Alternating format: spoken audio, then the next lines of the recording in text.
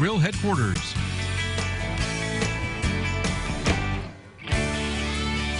Well, we have a dilemma in the Miller household because we always like to do fun things for holidays, but when I think St. Patrick's Day, I think corned beef and hash, and even I'm not eating that. I know lots of people love it, but my kids won't eat it. And no, the kids won't. And do you ever dye your milk green or anything like that? Well, I haven't done it, but the leprechaun has. Yes, let the shenanigans begin because this week is St. Patrick's Day. But I was thinking through this, I'm like, I don't know that green milk's gonna look awesome on TV. So I picked an Irish classic, which is shepherd's pie, which is a combination of meat and vegetables and potatoes and all of these great things. And we've reinvented it to do, I don't know if you could tell what that was as when we were coming into the segment, but those are twice baked potatoes. And it's kind of like, I feel like I'm describing a magic trick because it's like, we're starting with a simple, regular baked potato, right? And I love it. And then once you cut into those, it will be filled on the inside with the meat and the carrots and the peas, which is what we're going to do right now before this meat burns. Well, and I love that Kristen Numbers with Simplify Supper always has a fun idea, but also simple. You know we're going to be able to handle it even at Jessie level. It's not happening, at my level even, unless it is simple. So here we go with a little bit of tomato paste. This is ½ pound of ground beef. Now you can, one of the great features on simplifysupper.com or on our app, both of which are free, is that you can adjust this for the size of your family. So you can see that this is going to make us about half of the baked potatoes. You know, I made this same amount for my kids yesterday, and they were begging for more. Really? So I think it's a little bit deceiving. Like you probably want to make a little bit more than you think. Well, and I love who wants a recipe in their life that your kids are begging for more. Right? And that they can help with. It's a lot of fun. Okay, there's been a great debate of how to pronounce this. We just added some Worcestershire sauce. Worcestershire sauce? I'm not going to guarantee that's like the well, I like the Merriam-Webster definition. Said you just own it. Just say it and own it, and it's right. Say it with Worcestershire sauce. This is Worcestershire sauce, and that's what we've just added in there. It smells good. It's got a great kick of flavor. And then the peas, okay? And then we are going that tomato sauce is really like thickening it up too. It does thicken it up. And I was just going to say that. We're going to let this do its thing. I've got the heat turned down. We're going to let it simmer while we do the other part of this, which I'm going to ask for your help with. So you can just set that on there. And we are going, so this is the insides of the potatoes that I've scooped out. That's all that is. I put in a tablespoon of butter, and while it's warm, will you stir it so that that melts? I'm going to add about ¼ cup of sour cream to this.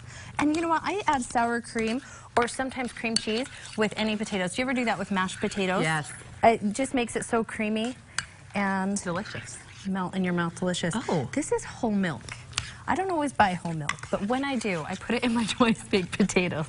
Look how creamy that is. And then what you would do from there, you want, you know, I'm going to make this easier. I'm sorry. I should have done that from the beginning. No, it's okay.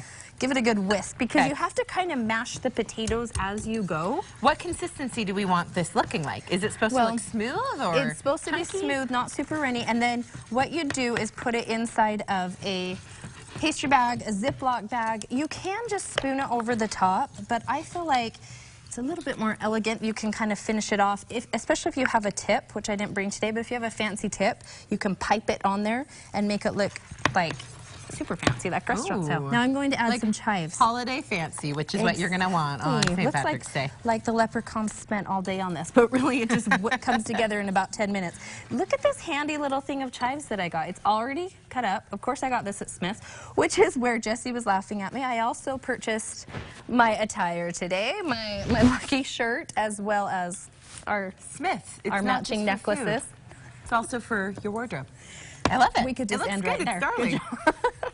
So you would put this in the bag and then snip just, you know, a little bit off of the end. And then once you bring, I'm going to bring these potatoes over here. Okay.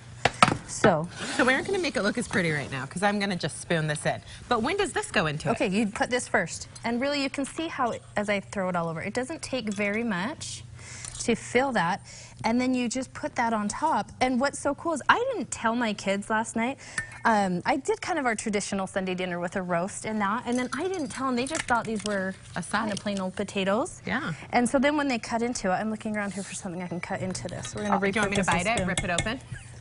I'm serious. We got this. This is why I love you. I'm just going to bite it. So good. It's like a magic trick. It's like a leprechaun's pot of gold and carrots and potatoes. Hot and Inside cold. You of can fill there. it with chocolate for your kids. Absolutely. Or for me. That's Or the for dessert me. potato version. So delicious. So you throw this back into the oven. You put it back in at 400 degrees for 15 minutes. I should have said, by baking these at 400 for about an hour, or you can do it in the microwave. You just want to, of course, put the little pinholes in it so they don't explode. And then, you pop them back in there, and you can see what it looks like when they come out. It's It nice looks and- delicious. So fun. Thank you, Krista, for being here and helping us to simplify supper. For this recipe, visit our website, goodforutah.com/GTU. Click on recipes. You can also go to Simplify Supper. And okay, so I know this isn't warm, but this one is. So I'm going to take a bite of this You go and for see. it, girl. Leprechaun surprise. We'll be right back.